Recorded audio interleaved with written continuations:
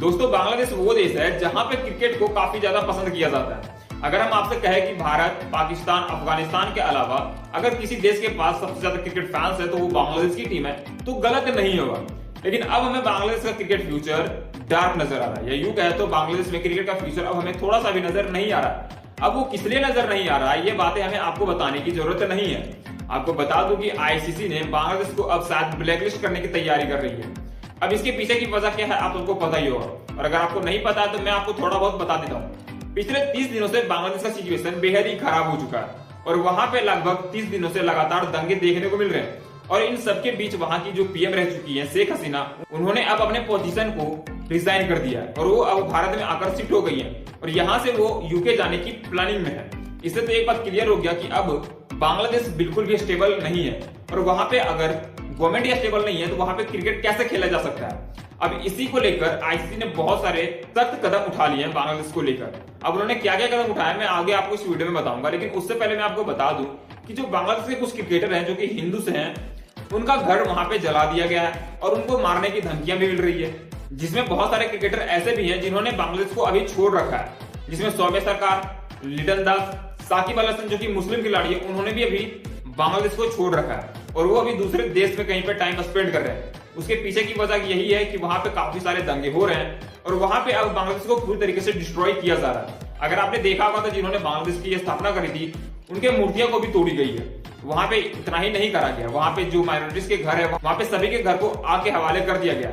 यहाँ तक कि हिंदू के जो मंदिर है उनको भी आके हवाले कर दिया गया। जिसके बाद आईसीसी ने यह फैसला लिया है कि हमारे जितने भी टूर अभी बांग्लादेश के साथ होने वाले थे सभी को कैंसिल किया जाता है।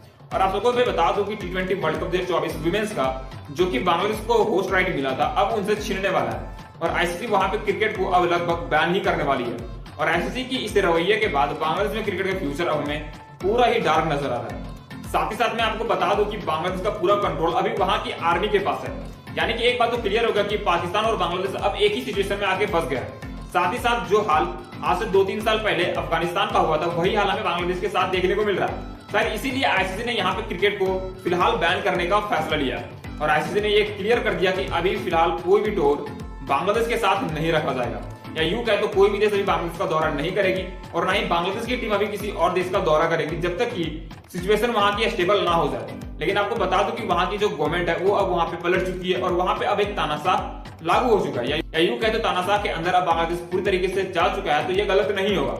यहाँ तक कि आईसीसी ने एक स्टेटमेंट जारी किया है, उसमें उन्होंने बताया कि जिस तरह से वहां क्रिकेटरों के साथ व्यवहार हुआ है जिसके कारण आईसीसी को यह फैसला लेना पड़ा है। आपको बता दूं कि लिटन दास हो, सौम्य सरकार हो, साकिब अल हसन हो या और भी खिलाड़ी क्यों ना हो अभी वहां पे नहीं है और उन्होंने बांग्लादेश को अभी लगभग छोड़ रखा है और वो अभी दूसरे देश में टाइम स्पेंड कर रहे हैं। और सिर्फ बांग्लादेश में ये हाल नहीं है बल्कि बांग्लादेश के जहां जहां लोग हैं वहां पे ये हाल हमें देखने को मिल रहा है। आपको याद होगा कि अभी यूएसए में जहां पे बांग्लादेश की एम्बेसी है वहां पे हमला कर दिया था बांग्लादेशियों ने, जिसके कारण अब आईसीसी काफी कड़ी हो गई और उन्होंने साफ तौर पे कह दिया कि अब बांग्लादेश का दौरा कोई भी टीम नहीं करेगी और बांग्लादेश को एक सर्टेन टाइम के लिए ब्लैकलिस्ट किया जाता है। और आईसीसी के इन फैसलों के बाद एक बात तो क्लियर हो गया कि शायद अब हमें काफी लंबे समय तक बांग्लादेश में क्रिकेट मैच देखने को नहीं मिलेगा। क्रिकेट मैच तो छोड़िए, वहां पे क्रिकेट ही हमें देखने को नहीं मिलेगा। और अगर ऐसा होता है तो हमें एक एशिया टीम कम नजर आएगी किसी भी वर्ल्ड कप के टूर्नामेंट में, जो कि हमारे लिए एक बहुत ही खराब न्यूज है, क्योंकि किसी भी देश के साथ ऐसा होना ये हमारे लिए बेहद ही शर्मनाक बात है। दोस्तों आपको क्या लगता है कि बांग्लादेश को आईसीसी की टीम ब्लैकलिस्ट हमेशा के लिए करे या फिर आईसीसी कुछ ही टाइम के लिए बांग्लादेश के साथ ऐसा कर रही है? हमें कमेंट करके जरूर बताएं। मिलते हैं नेक्स्ट वीडियो में, तब तक के लिए